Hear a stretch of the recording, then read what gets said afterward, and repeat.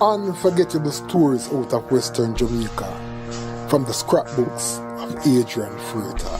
When Western Jamaica became the epicentre of Jamaica's football in the mid-1980s, the hype was not just around club football, where the dominant teams Seba United, Wadadah FC and Reno took turns sharing the National Premier League title, which is a symbol of club football supremacy in Jamaica. Schoolboy football was also a hot commodity, with Cornwall College, Rusea and Herbert Morrison also taking turns in winning the Costa Cup, the symbol of rural schoolboy football supremacy, among other prestigious trophies such as the Ben Francis Cup, the Oliver Shield and the now defunct Newcomen Shield. During that era, the schoolboy circuit produced a number of outstanding players. Players such as Cornwall College's Milton Griffiths, Herbert Morrison's Winston Tonto Henry and Hector Wright, and Rusea's Donald Hewitt and Mark Agler Wilson, among other players who represented Jamaica while still being teenagers. One player who made an indelible mark during that era was former Rusea and Reno's top striker, Caple Corntail Donaldson, who is sadly no longer with us. Donaldson was a special kind of striker. He had speed and he was lethal with both left and right foot. He was simply a nightmare for all defenders, as he was a goal-hungry striker who got many goals. In 1985, when Rusea became the first and still the only school today to have won a schoolboy Grand Slam, that is the Costa Cup, Ben Francis Cup, Oliver Shield and Newcomen Shield, the wild Donaldson was the man who was leading their attack.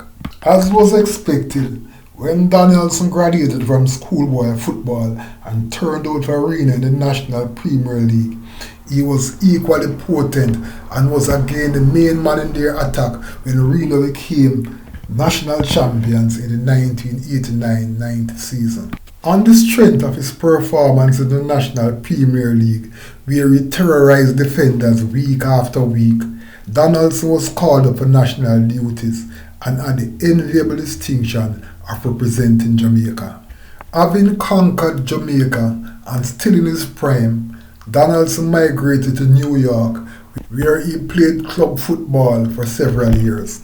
Towards the back end of his career, Donaldson began suffering from mental illness and he came back home to Jamaica. Despite the efforts to help him recover from his mental illness, his condition continued to worsen and he was soon walking the streets.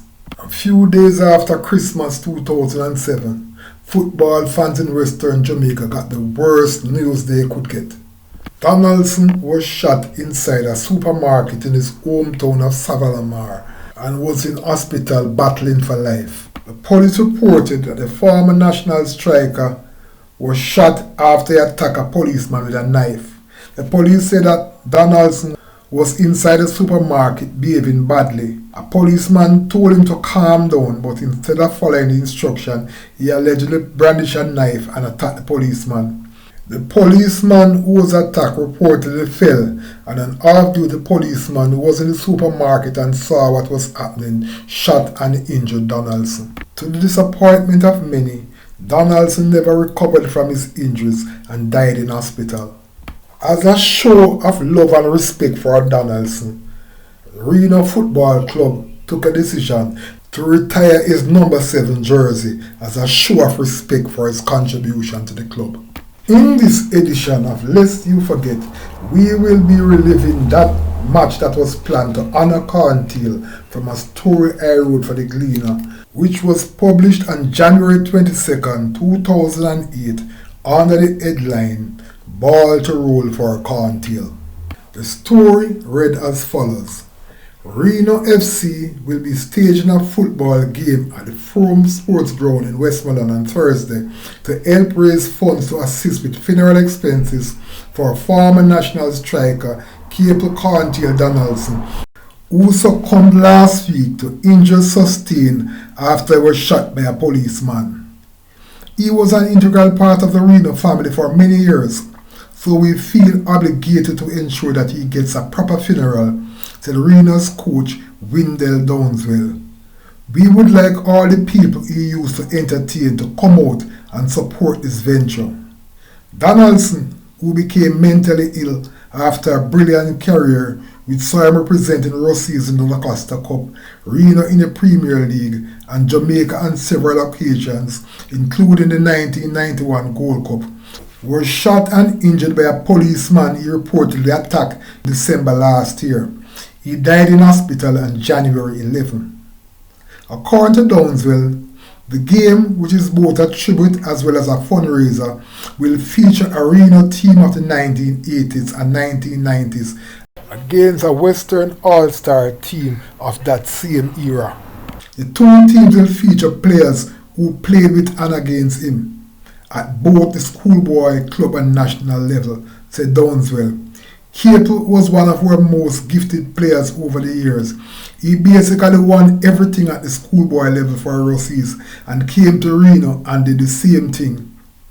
The Reno squad, which is to be coached by Boise Nicholson, reads Linval Pala-Wilson captain, Aaron Lawrence, Kingsley James, Mark Agler-Wilson, Clive Richards, Clifford Smith, Donovan Brown, Donald Hewitt, Calvin Valentine, Richard Ford, Michael Graham, Hector Linton, Kevin Williams, Owen Mackenzie, Jeffrey Foster, Donald Wilson, Donovan Jones, Raymond Dijab Webb, and Andrew Andrews.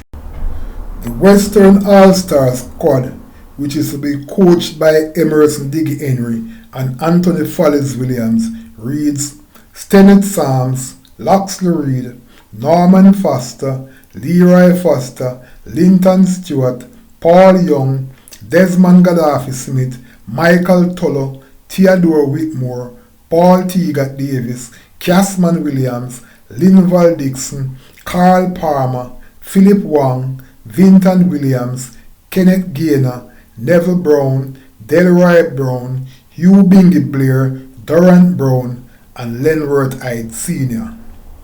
Donaldson, who had a brief stint in the United States towards the end of his playing career, will be buried in Savannah on Sunday, January 27. The Jamaica Football Federation, through its president, Captain Horace Burrell, has pledged to assist with the late star player's funeral expenses. At his funeral service at the Footprint Seventh-day Adventist Church in Savannah, Westmoreland, the football fraternity turned out in great numbers, headed by the JFF president, Captain Horace Burrell. The pallbearers include Donald Hewitt, Linval Pala-Wilson, Mark Agler-Wilson, and Clive Birdie Richards. In looking back at Corntail's spectacular career for school, club and country, and his unfortunate death, his story is definitely one of those unforgettable stories out of Western Jamaica. Unforgettable stories out of Western Jamaica from the scrapbooks of Adrian Fruita. Before you go, please remember to subscribe.